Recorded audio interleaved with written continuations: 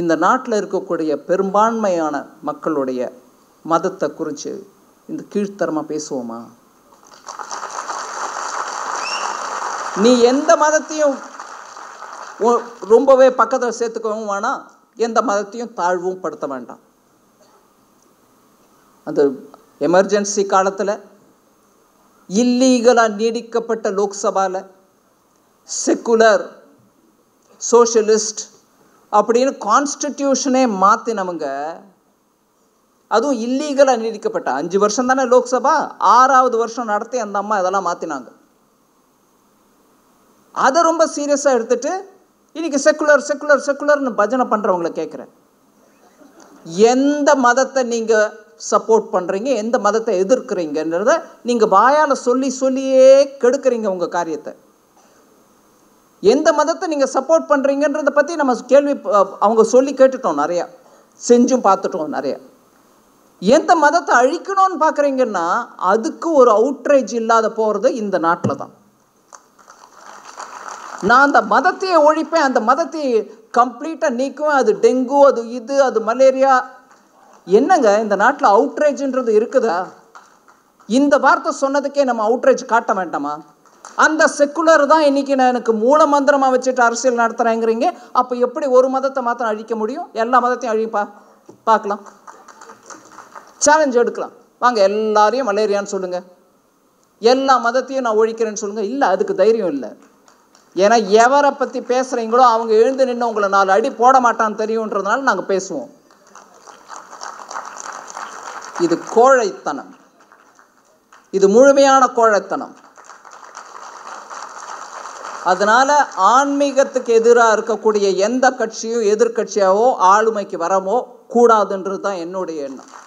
கோவில், அறநிலைத்துறை இதெல்லாம் கூட ஸ்டேட் மேட்டர். கான்ஸ்டியூஷன் பிரகாரம் அந்தந்த ஸ்டேட்டில் அந்தந்த அறநிலைத்துறையை நடத்துறதுக்கான உரிமை அவங்கக்கிட்ட தான் இருக்கே தவிர சென்ட்ரல் கவர்மெண்ட் கிட்ட இல்லை.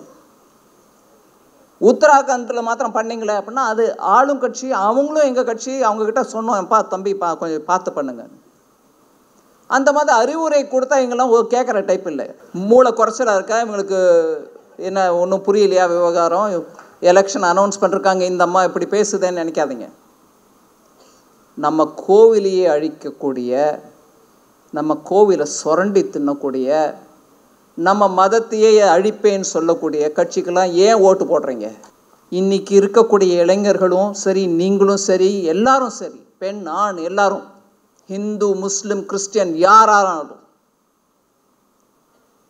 நெக்ஸ்ட் 25 இயர்ஸில் நம்ம எடுத்துகிட்டு வரக்கூடிய ஆட்சிகள் தான் இந்த நாட்டை வல்லரசாக்கும்.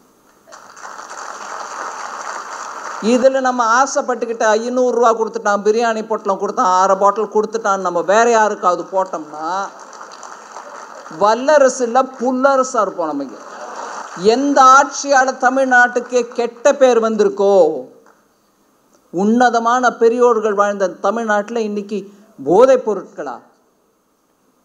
நம்ம டாஸ்மாகை பற்றியே இன்னும் பேசி முடிக்கல, அவங்க அது இன்னொரு சரக்கு இறக்கிட்டாங்க. இந்த மாதிரி சுரண்டி தின்னு தன்னுடைய குடும்பத்தை தான் நல்லா வாழ்விக்க முயற்சி பண்ணுற கட்சிகளால் ஒரு விதமான முன்னேற்றமும் நாட்டுக்கு இருக்காது. ஒவ்வொரு முறையும் நீங்கள் பாருங்கள், பார்லிமெண்ட்டில் ஒரு சட்டத்தை எடுத்துகிட்டு வரோம், இல்லை ஒரு சீர்திருத்தத்தை எடுத்துகிட்டு வரோம்னா அதை பார்லிமெண்ட்லேயும் எதிர்ப்போம், டேபிள் மேலே நின்றுட்டு ஆடுவோம், இல்லை மனிதநேயம்ன்றது இல்லை இன்னொன்றது ஏதோ ஒரு காரணத்தினால அங்கே எதிர்க்கிறது. தமிழ்நாட்டிலேருந்து நேஷ்னல் பார்ட்டின்னு நீங்கள் பார்த்தீங்கன்னா பாரதிய ஜனதா கட்சி உங்கள் முன்னாடி இருக்கு. அதில் கட்சி தலைவர் அண்ணாமலை முயற்சி பண்ணிட்டு இருக்காரு. கிரவுண்ட் செயலை இழந்து என்னைக்குமே பிஜேபி எந்த மாநிலத்திலும் இல்லாமல் தான் இருக்கு. நல்ல செயல் ஆக்கத்தோடு தான் இருக்காங்க. மோடி ஐயா தமிழ்நாட்டை பற்றி இன்னும் பேசாத இடம் இல்லை. இந்த 2024 எலெக்ஷனில் தமிழ்நாட்டிலேருந்து ஆன்மீகமும் தேசபக்தியும் இருக்கிற கட்சிக்கு தான் ஓட்டு போடுவோம். அதே மாதிரி ஆன்மீகமும் தேசியத்தோட கூட்டணி சேர்ந்தவங்களையும் வாழ வைப்போம், அவங்களையும் ஜெயிக்க வைப்போம். ஏன்னா அந்த கூட்டணியோட தான் நம்ம தமிழ்நாட்டில் பாரதிய ஜனதா கட்சியோ மோடி அரசுக்கோ பலம்.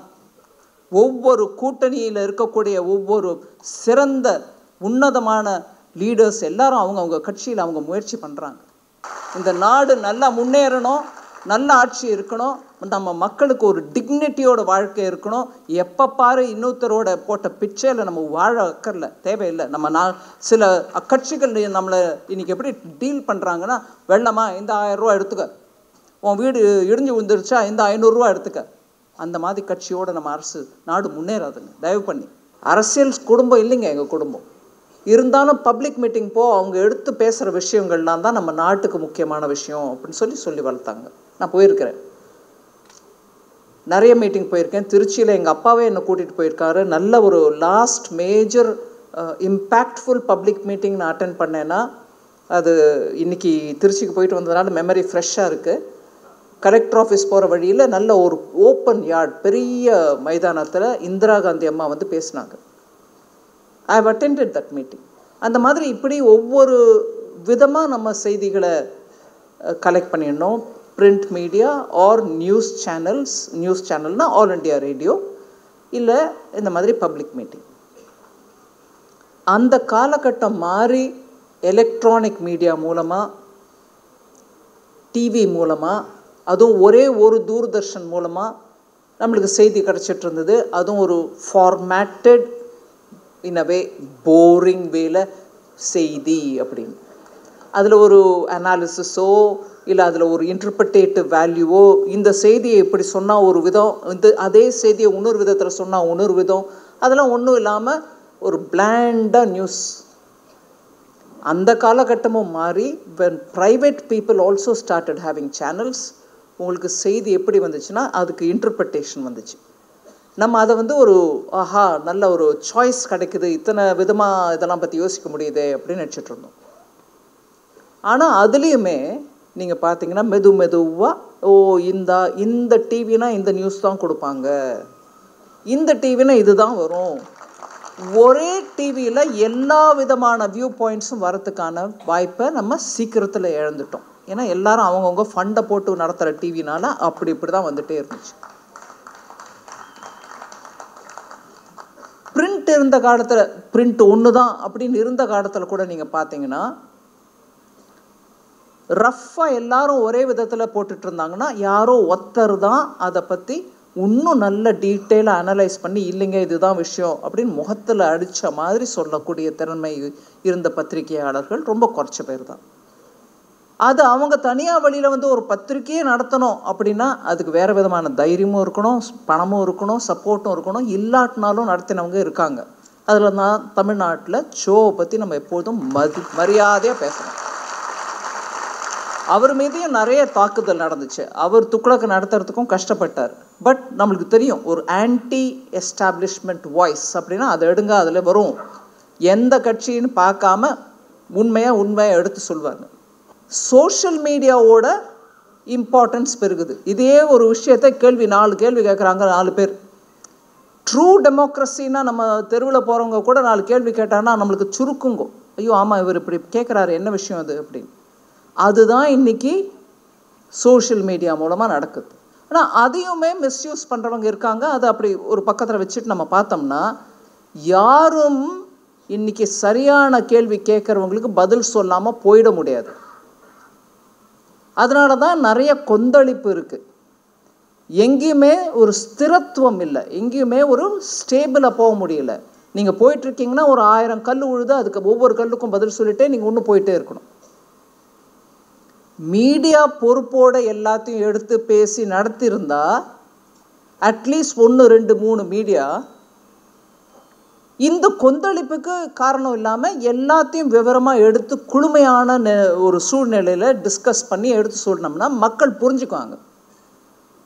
இன்றைக்கி மக்கள் புரிய வைக்கிறதுக்கே நம்ம இவ்வளோ முயற்சி ஏன் எடுக்கணுமா இருக்குன்னா குழப்பிடுறாங்க. முதல்ல புரிய வைக்காமல் அவங்க லைனை போட்டு அவங்களுக்கு வேணுங்கிற மாதிரி அதை பிசைஞ்சு குடஞ்சி எடுத்து தூக்கி போட்டு இல்லைங்க இதுதான் அவங்க சொல்கிறதெல்லாம் கேட்டு மக்கள் கன்ஃபியூஸ் ஆன பிறகு ஐயா அதெல்லாம் இல்லைங்க இதுதான் சொன்னால் அழுத்து போயிடுறாங்க. மனுஷன் அலுப்பாயிடுது. போங்கய்யா நீங்கள்லாம் எல்லாரும் ஒன்று தான் அப்படிங்கிற நிலைமைக்கு. எல்லாரும் ஒன்று இல்லைங்கிற காலம் வந்திருக்கு இன்றைக்கி. அரசியலில் எல்லாரும் ஒன்று இல்லை. இந்த நாட்டை புரிஞ்சுக்கிட்டு இந்த நாட்டு மக்களுக்கு என்ன தேவையோ அதை புரிஞ்சுக்கிட்டு நாடு முன்னேற வைக்கிறதுக்கு என்ன பண்ணணுமோ அதை பண்ணக்கூடிய தலைவர்கள் இருக்காங்க நம்ம. முக்கியமாக பிரதமர் ஐயா இருக்கார். அப்படி எந்த பாகுபாடும் எந்த ஒரு விதமான வேறுபாடும் இல்லாமல் பாரத நாடு முன்னேறணும், அதில் இருக்கக்கூடிய ஒவ்வொரு குடிமகனும் முன்னேறணும்னு அவர் உழைக்கிறார். நாங்கள் அதை பொறுத்துக்க முடியாமல் அவரை நீக்கணும். பாரத குடிமகனுக்கு யாரும் சர்வீஸ் பண்ணுன்னு சொல்லலையே. நாங்கள் ஊழலோட ஒரு 10-50 வருஷம் வரை கூட நடத்தியிருக்கோம் ஆட்சி, அதுவும் நல்லா தான் நடந்துச்சு அப்படின்னு எங்களோட அபிப்பிராயம். அதனால் நாங்கள் திருப்பி இன்றைக்கி நியாயம் மக்களை சேர்த்து போட்டுக்கிட்டு கூட்டிகிட்டு போகிறோம் அப்படின்னு நான் ஒரு பக்கம் நடப்பேன், இன்னொரு பக்கம் இன்னொருத்தர் ஒன்று சொல்லிட்டு இருப்பார். ஆனால் நாங்கள் கூட்டணி, அந்த கூட்டணியில் இருக்கிற ஒரு இன்னொருத்தர் சொல்கிறார் நாங்கள் எங்கள் கட்சியோட ஆளுங்களை அப்பாயிண்ட் பண்ணிக்கிட்டோம், நீங்கள் எங்கள் தேவையில்லை எங்கள் மாநிலத்தில்னு. ஆனால் இதுக்கெல்லாம் நம்பிக்கிட்டு நம்ம ஓட்டு போடணும்னு எதிர்பார்க்குறாங்க. இந்த மாதிரி ஒரு சந்தர்ப்பவாதமோ குழப்பமோ ஆக்சுவலாக நம்ம எல்லாருக்கும் தெரியுது இது ஒரு வேடிக்கை கேலி கூத்து மாதிரி ஆயிட்டுருக்கு. நிற்க வச்சு ஒரு தரம் நீங்கள் இந்த நாட்டுக்கு நெக்ஸ்ட் 25 வருஷத்துக்கு என்ன பண்ணலான்னு விரும்புகிறீங்க, என்ன பண்ண போகிறீங்கன்றதை எடுத்து வரைங்கன்னு சொல்ல மீடியா இல்லைங்க. எவ்வளவு பிஜேபியையோ பிரதமரையோ திருப்பி கேள்வி கேட்குறாங்களோ அதே அளவுக்கு இந்த பக்கமும் கேள்வி கேளுங்கிற நான். ஒரு கரப்ஷன் இல்லாமல் 10 வருஷம் ஓட்டியிருக்காங்க. அதுக்கு முன்னாடி 10 வருஷத்தில் டெய்லி ஒரு கரப்ஷன் வந்துட்டு இருந்தது, அப்பவும் கேள்வி கேட்கல. எங்க இப்போ கரப்ஷனே இல்லாமல் இவங்க ஓட்டுறாங்க, ஆனால் இங்கே பார்த்தா போதை பொருளுங்கிறீங்க, 2 அமைச்சர் ஜெயிலுக்கு அனுப்பியிருக்கீங்க. பண்ண முடியாத காரியத்துக்கு நான் முதல் ஃபைல் அதுதான் கையெழுத்து போடுவேன்னு சொல்கிறீங்க, எப்படிங்க முடியும்னு யாராவது கேட்டோமா? அதனால தான் மக்களில் குழப்பம். இது என்ன கேள்வியை கேட்க மாட்டேங்கிறாங்க. ஒருவேளை இவங்க சொல்கிறதெல்லாம் சும்மா பேச்சுவார்த்தைக்கோசம் அப்படி சொல்லிட்டு போகிறாங்களா அப்படிங்கிற மாதிரி. எங்கே கரப்ஷனே இல்லை 10 வருஷன்றது கூட ஒரு பெரிய விஷயமா இருக்குது இந்த நாட்டில். ஆனால் இந்த 2024 எலெக்ஷனில் அது கரப்ஷனே விஷயம் இல்லை. எப்போ அது விஷயமாகுது?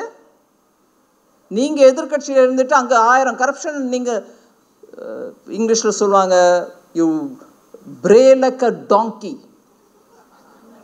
கத்திக்கிட்டே இருங்க, ஐயோ கரப்ஷன் பாருங்க 2000 கோடி. எனக்கெல்லாம் 1,76,000 கோடினா அவ்வளோ அமௌண்ட்டா அப்படின்னு தோணும். அந்த அமௌண்ட்டுக்கு கரப்ஷன் பண்ணால் கூட நாங்கள் கத்திக்கிட்டு இருக்கோம் பார்லிமெண்ட்டில், என்னது இது இப்படி நடந்துச்சா அப்படின்னு எதிர்கட்சியில் இருந்துக்கிட்டு. மீடியா அந்த நம்பரை போடுறாங்களே தவிர அது எப்படி நடந்துச்சு, அது என்ன அளவுக்கு கரப்ஷன், அது நாட் ஓன்லி தட் ஒவ்வொரு கரப்ஷன்லையும் எவ்வளோ இருக்குது, அதெல்லாம் கூட சர்ச்சைக்கு எடுத்துகிட்டு வர்றதுக்கு உயிர் போச்சு எதிர்கட்சிக்கு. இன்றைக்கி நான் கேட்குறேன், கரப்ஷன் இல்லை ஒத்துக்கோங்க, சரி கரப்ஷனை விட்டுருங்க, கரப்ஷன் இல்லை நாங்களும் கரப்ஷன் இல்லாமல் கொடுப்போம், அதை நீங்கள் எடுத்துக்கலாம் கிராண்டடா அப்படின்னு சொல்லிட்டு என்ன நாங்கள் கொடுப்போம் மக்களுக்கு? 25 வருஷத்தில் நாங்கள் என்ன பண்ணலான்னு இருக்கோம்? நீங்கள் சொல்கிறீங்களா 2047 டெவலப்டு கண்ட்ரின்னு சொல்கிறீங்களா? நாங்கள் 2047 என்னங்க 2030 நாங்கள் டெவலப் கண்ட்ரியாக பண்ண முடியும் எங்களால், எங்களுக்கு திறமை இருக்குன்னு சொல்லுங்கள். அவர் நீக்கிறது ஒரு அரசியல் கொள்கையாக இருக்க முடியாது. நான் என்ன பண்ண முடியும், என்னால் என்ன பண்ண முடியுன்றது தான் ஒரு கொள்கையாக இருக்கணும், அதை எடுத்து மக்களுக்கு சொல்லணும். இப்போ இருக்கிற 1 பாயிண்ட் அஜெண்டா, ரிமூவ் மோடி, அது அஜெண்டாவுங்களா? ஏன் ரிமூவ் மோடி? அவர் என்ன அநியாயம் பண்ணிட்டாரு, என்ன ஊழல் பண்ணிட்டாரு, மக்களுக்கோசம் பண்ணாமல் பாகிஸ்தானுக்கோ இன்னொரு நாட்டுக்கோ பண்ணிட்டு இருக்காரா? என்னது இப்போ நடக்கிற அரசியல் என்னதுன்னு நான் கேட்குறேன். அதனால கிளியராக தெரியுது அந்த இண்டி அலையன்ஸ் நம்மளுக்கு ஒரு எலெக்ஷன் டைமில் ஒரு என்டர்டெயின்மெண்ட். நம்ம நாட்டில் பொது தேர்தல் எப்பொழுதும் கூட சம்மர் வெக்கேஷனில் தான் நடக்கும். வெயில், எல்லாரும் அந்த உருக்கிற வெயிலில் கேம்பெயினுக்கு போவாங்க, வேர்த்து ஊற்றுவாங்க, மக்களும் வெயிலில் நின்றுட்டுருப்பாங்க. ஆனாலும் அந்த எலெக்ஷன் கேம்பெயின் நடக்கிறதுனால அந்த பெரிய ஒரு மக்களை திரளை கூட்டிகிட்டு வந்து பேசி இதெல்லாம் நடக்கும். அதில் நம்மளுக்கு சில சமயம் ரொம்பவே ஸ்ட்ரெனுவஸாக இருக்கும். எல்லா லீடர்ஸும் போகிறாங்க, எல்லா ஊருக்கும் போகிறாங்க, மக்களோட பேசுகிறாங்க.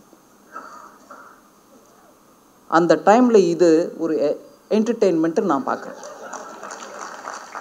இல்லைன்னா ஒரு கட்சி, அந்த அலையன்ஸில் இருக்கக்கூடிய ஒரு கட்சியாவது, எனக்கு 1-2 விஷயத்தில் ரொம்பவே நான் சீரியஸாக ஃபீல் பண்ணுறேன், அதை உங்களுக்கு முன்னாடி வைக்கிறேன். பொறுப்போட நம்ம ஒரு கட்சியாக இருந்தோம்னா இந்த நாட்டில் இருக்கக்கூடிய பெரும்பான்மையான மக்களுடைய மதத்தை குறித்து இந்த கீழ்த்தரமாக பேசுவோமா? நீ எந்த மதத்தையும் ரொம்பவே பக்கத்தில் சேர்த்துக்கவும் வேணாம், எந்த மதத்தையும் தாழ்வும் படுத்த வேண்டாம். அந்த எமர்ஜென்சி காலத்தில் இல்லீகலாக நீடிக்கப்பட்ட லோக்சபாவில் செக்குலர் சோஷலிஸ்ட் அப்படின்னு கான்ஸ்டிடியூஷனே மாற்றினவங்க, அதுவும் இல்லீகலாக நீடிக்கப்பட்ட 5 வருஷம் தானே லோக்சபா, 6வது வருஷம் நடத்தி அந்த அம்மா இதெல்லாம் மாற்றினாங்க. அதை ரொம்ப சீரியஸாக எடுத்துட்டு இன்னைக்கு செக்குலர் செக்குலர் செக்குலர்னு பஜனை பண்ணுறவங்கள கேட்குறேன், எந்த மதத்தை நீங்கள் சப்போர்ட் பண்ணுறீங்க, எந்த மதத்தை எதிர்க்கிறீங்கன்றத நீங்கள் வாயால் சொல்லி சொல்லியே கெடுக்கிறீங்க உங்கள் காரியத்தை. எந்த மதத்தை நீங்கள் சப்போர்ட் பண்ணுறீங்கன்றதை பற்றி நம்ம கேள்வி அவங்க சொல்லி கேட்டுட்டோம், நிறையா செஞ்சும் பார்த்துட்டோம் நிறையா. எந்த மதத்தை அழிக்கணும்னு பார்க்குறீங்கன்னா அதுக்கு ஒரு அவுட்ரேஜ் இல்லாத போகிறது இந்த நாட்டில் தான். நான் அந்த மதத்தையே ஒழிப்பேன், அந்த மதத்தை கம்ப்ளீட்டாக நீக்குவேன், அது டெங்கு, அது இது, அது மலேரியா. என்னங்க இந்த நாட்டில் அவுட்ரேஜ்ன்றது இருக்குதா? இந்த வார்த்தை சொன்னதுக்கே நம்ம அவுட்ரேஜ் காட்ட வேண்டாமா?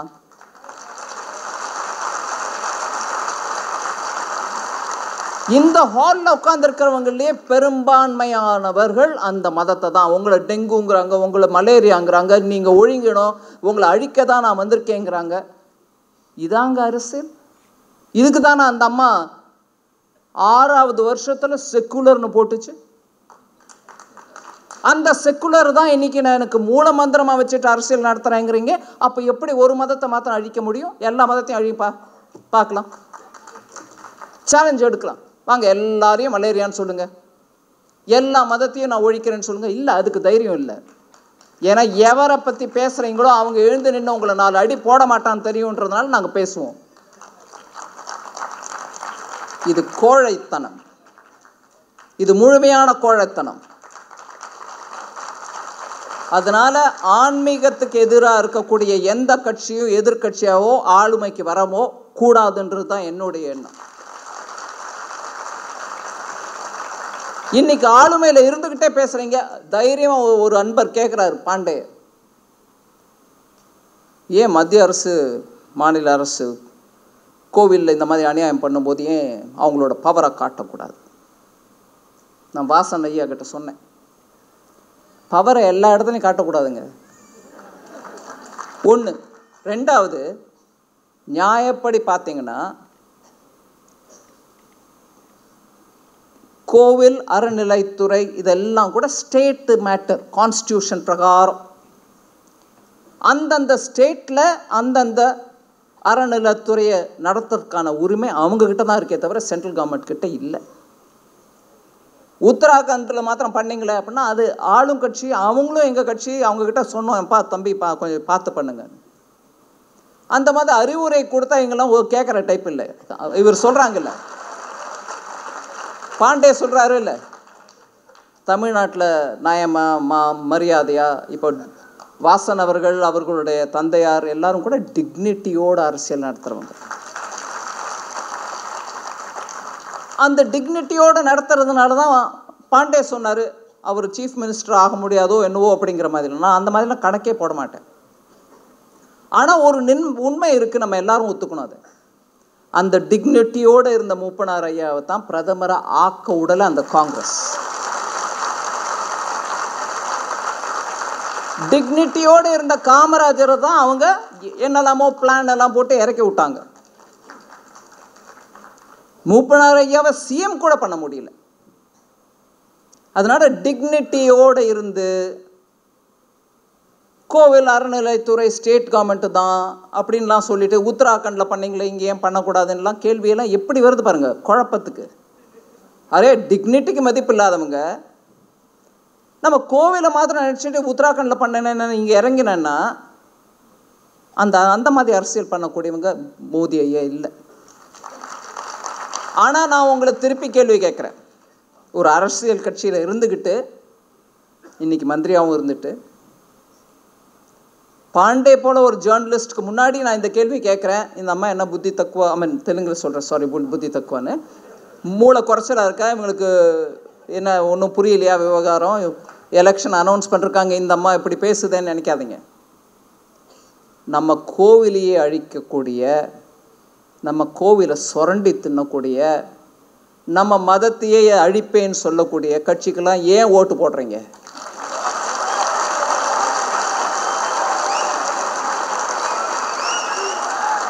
மத்திய அரசு அவங்க கோவிலை சுரண்டி தின்றதை நீங்கள் கட்டுப்படுத்தக்கூடாதா? மோடி ஐயா நீங்கள் உத்தராகண்டில் பண்ண மாதிரி தமிழ்நாட்டில் பண்ணக்கூடாதுன்னு ஏன் கேட்குறீங்க? உங்களோட ஒவ்வொரு ஓட்டுலையும் இருக்குது அந்த பவர். யாருக்கு போடுறீங்க அந்த ஓட்டுன்னு யோசிச்சு போடுங்க. நான் இன்னும் ரொம்ப நீடிச்சு பேச விரும்பலை. ஆனால் இன்னைக்கு எலெக்ஷன் அனௌன்ஸ் ஆயிடுச்சு.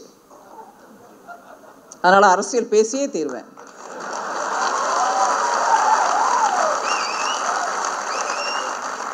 தமிழ்நாட்டில் இன்னைக்கு இங்கே உட்காந்துட்டு லேசி சிட்டிசன் நம்ம தான் அப்படின்னு காட்டக்கூடாதுங்க.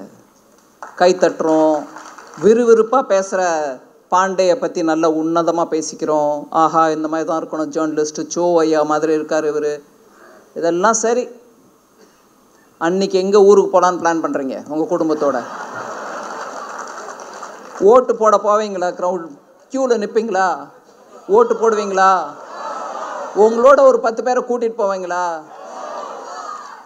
போதைப் பொருளுக்கு இங்கே தான் பெரிய இடம்ன்ற அந்த திராவிட ஆட்சி நடக்கும் தமிழகத்தில் அந்த கட்சிக்கு ஓட்டு போடுவீங்களா?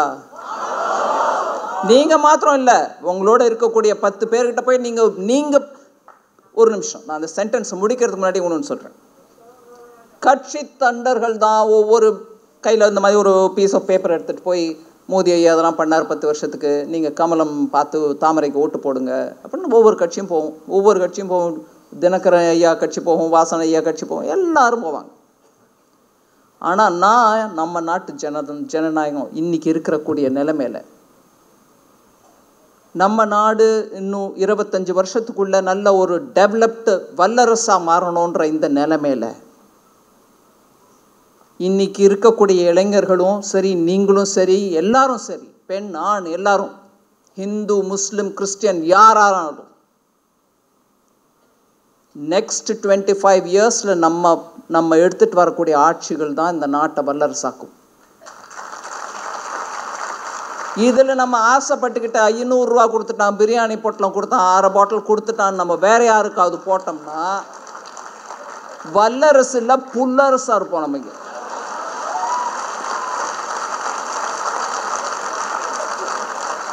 இது யாரையோ நம்ம சொல்லிக்கிட்டு, ஐயோ அந்த கட்சியா என்னங்க இப்படி, அவங்க ஆட்சியில் இப்படி தாங்க நடக்கும் அப்படின்னு சொல்லிட்டு இருந்தோம் பாருங்க. அந்த லேசி சிட்டிசன், வாய்க்கு வந்ததை பேசி இன்னைக்கு ஆயிடுச்சு வேலை, நாளைக்கு பார்த்துப்போம் அப்படின்ற அந்த தத்துவத்தில் இன்னைக்கு இருந்தோம்னா நாடு சீரழிஞ்சிரும்.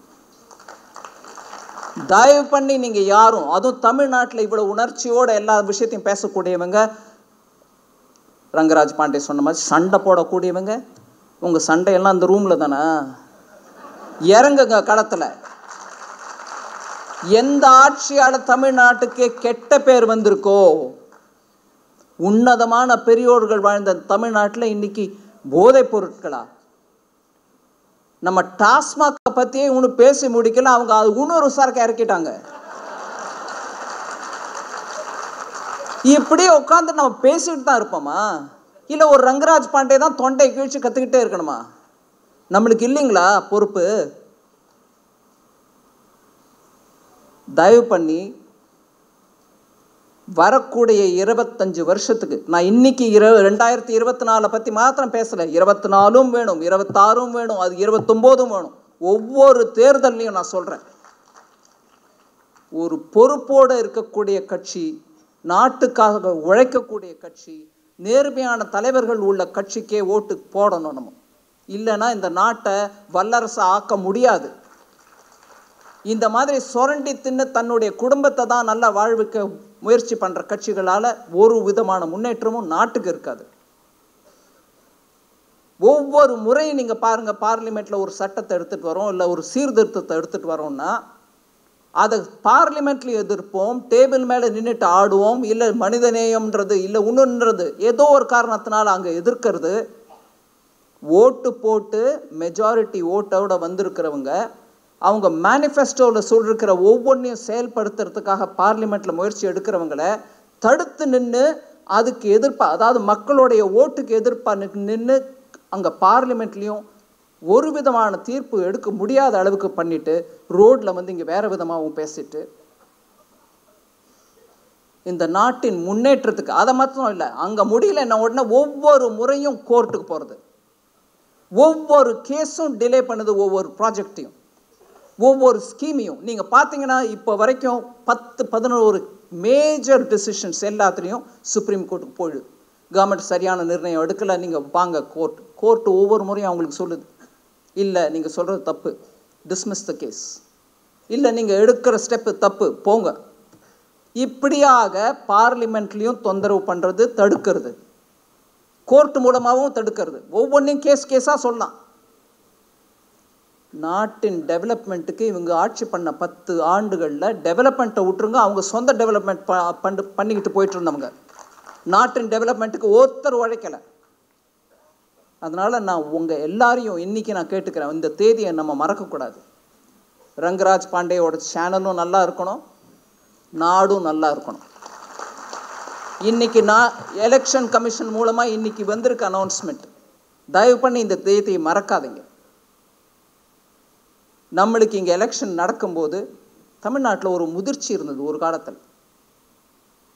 ஸ்டேட் லெவலில் ஸ்டேட் பார்ட்டிக்கு ஓட்டு போடுங்க, நேஷ்னல் பார்ட்டியை பார்லிமெண்ட்டுக்கு அனுப்புங்க இருந்துச்சுங்களா? இன்றைக்கி நேஷ்னல் பார்ட்டி உங்கள் கண்ணில் காங்கிரஸ் ஒன்று தான் படுதா? இல்லைங்க, அவங்க ஸ்டேட் லெவல் பார்ட்டிக்கு கூட மிஞ்சலை. நீங்கள் ஸ்ட்ரிக்ட்லி பார்த்தீங்கன்னா கர்நாடகாவில் ஏதோ ஜெயிச்சு வந்துட்டாங்களே தவிர வேறு எங்கெல்லாம், Himachal Pradesh state, yes I agree. இன்றைக்கி அவங்க சொல்லக்கூடிய ஒவ்வொரு ப்ராமிஸையும் ஆட்சியில் இருந்தபோது ராஜஸ்தானில் பண்ணி காமிச்சாங்களா? இத்தனை ரூபாய் இவங்களுக்கு கொடுக்குறேன், அது என்ன அப்ரெண்டைஸ்ஷிப்க்கு ஒரு லா எடுத்துகிட்டு வரேன், நியாயம் கொடுக்குறேன் நாட்டுக்கு, என்ன அநியாயம்? சவுத் ஆஃப்ரிக்காவா அப்பார்த்தெட் நடந்துட்டுருக்கா? ஒரு காலத்தில் சவுத் ஆஃப்ரிக்காவில் நெல்சன் மேண்டலா ஜெயிலில் இருந்த காலத்தில் சொல்லுவாங்க அப்பார்த்தெட். அந்த மாதிரி ஏதாவது அநியாயம் நடந்துட்டுருக்கா? இப்படிலாம் சொல்கிற அந்த கட்சிக்கு நான் கேட்குறேன், நீங்கள் சொல்கிறது நியாயமயமாக இருக்கட்டும், ராஜஸ்தானில் பவரில் இருந்த போது ஏன் பண்ணி காட்டல? இன்றைக்கி கர்நாடகாவில் எங்களுக்கு ஒரு சினிமாவில் காட்டுவாங்க பாருங்கள், ஒரு trailer, just as beginning, just ஒரு ஷார்ட் கொடுப்பாங்க, அதை பார்த்துட்டு நீங்கள் சினிமாவை போய் பாருங்கன்னுவாங்க. அந்த மாதிரி கர்நாடகாவில் பண்ணி காட்டுங்க முதல்ல.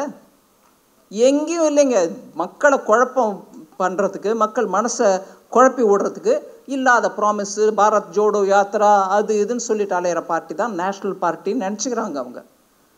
அந்த ஸ்தானத்துலேருந்து என்றைக்கோ அவங்க இறங்கிட்டாங்க. அதனால் தமிழ்நாட்டிலேருந்து நேஷ்னல் பார்ட்டின்னு நீங்கள் பார்த்தீங்கன்னா பாரதிய ஜனதா கட்சி உங்கள் முன்னாடி இருக்கு. அதில் கட்சி தலைவர் அண்ணாமலை முயற்சி பண்ணிகிட்டு இருக்காரு. கிரவுண்ட் செயலை இழந்து என்றைக்குமே பிஜேபி எந்த மாநிலத்திலும் இல்லாமல் தான் இருக்குது. நல்ல செயல் ஆக்கத்தோடு தான் இருக்காங்க. மோடி ஐயா தமிழ்நாட்டை பற்றி இன்னும் பேசாத இடம் இல்லை, தமிழ் மொழியை பற்றி பேசாத இடம் இல்லை, தமிழ் பண்பாட்டை பற்றி பேசாத இடம் இல்லை. நம்ம தமிழ் மக்களே நம்மளுக்கு இன்னும் என்ன தான் வேணும்? அதெல்லாம் காதில் கேட்குற இனிமையாக இருக்கு, ஆனால் எங்களுக்கு போதைப் பொருள் தான் வேணுங்கிறோமா?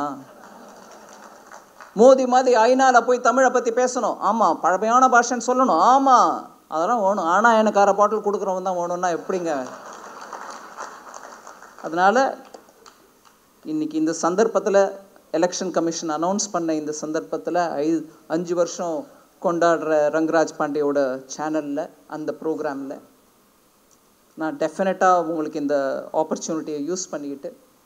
உங்கள் ஒவ்வொருத்தரையும் சுதந்திர போராட்டத்தின் போது நம்ம எல்லாரும் அவங்கவுங்க குடும்பத்திலேருந்து யாரோ ஒரு மெம்பர் அந்த போராட்டத்தில் ஈடுபட்டோம். நாடு சுதந்திரம் அடையணும்னு.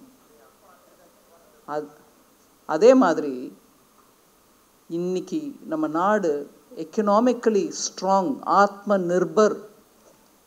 நிர்பர்னா சுயமாக நம்மளாக நம்ம நாட்டின் ஒவ்வொரு விதத்துலையும் நம்ம நாடு சுய சக்தியை அட்டைன் பண்ணோன்னா உங்களுக்கு மத்திய அரசு நல்ல அரசு அமைஞ்சால் தான் முடியும்.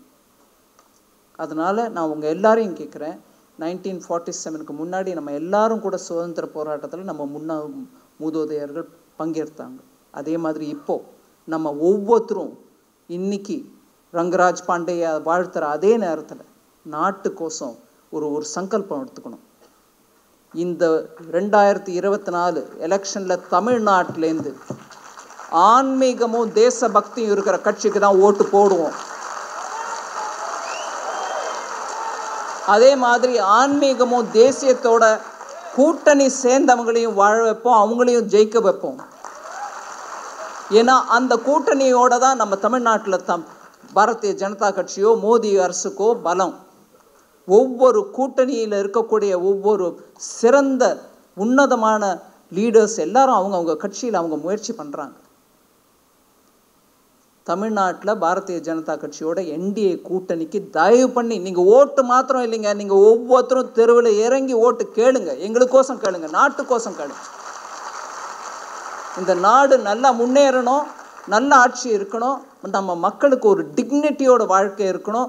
எப்போ பாரு இன்னொருத்தரோட போட்ட பிச்சையில் நம்ம வாழ வைக்கல, தேவையில்லை. நம்ம சில கட்சிகள் நம்மளை இன்னைக்கு எப்படி டீல் பண்ணுறாங்கன்னா, வெள்ளமா இந்த 1000 ரூபா எடுத்துக்க, உன் வீடு இடிஞ்சு விழுந்துருச்சா இந்த 500 ரூபா எடுத்துக்க. அந்த மாதிரி கட்சியோட நம்ம அரசு நாடு முன்னேறாதுங்க. தயவு பண்ணி தூர நோக்கு இருக்கணும், நல்ல விதமான நியாயமான அரசியல் பண்ணுறதுக்கான வில்லிங்னஸ் இருக்கணும், கமிட்மெண்ட் இருக்கணும். ஸோ நான் உங்களை கரம் கூப்பி இன்றைக்கி எலெக்ஷன் கமிஷன் அனௌன்ஸ் பண்ண இந்த நாள் நம்ம ஒவ்வொருத்தரும் தெருவில் இறங்கி நாட்டுக்காசும் நாட்டை மனசில் வச்சுக்கிட்டு நாட்டுக்கோசம் நீங்கள் போய் ஓட்டு கேட்டு நல்ல ஒரு கட்சியை, பாரதிய ஜனதா கட்சி, நரேந்திர மோடி, அதே மாதிரி எங்களோட கூட்டணியில் இருக்கிறவங்க எல்லாரோட சப்போர்ட்டுக்கும் நான் இன்றைக்கி உங்களை வேண்டி கேட்டுக்கிறேன். பாரத நாடு உன்னத நாடாக இருக்கணும். ஜெய்ஹிந்த்.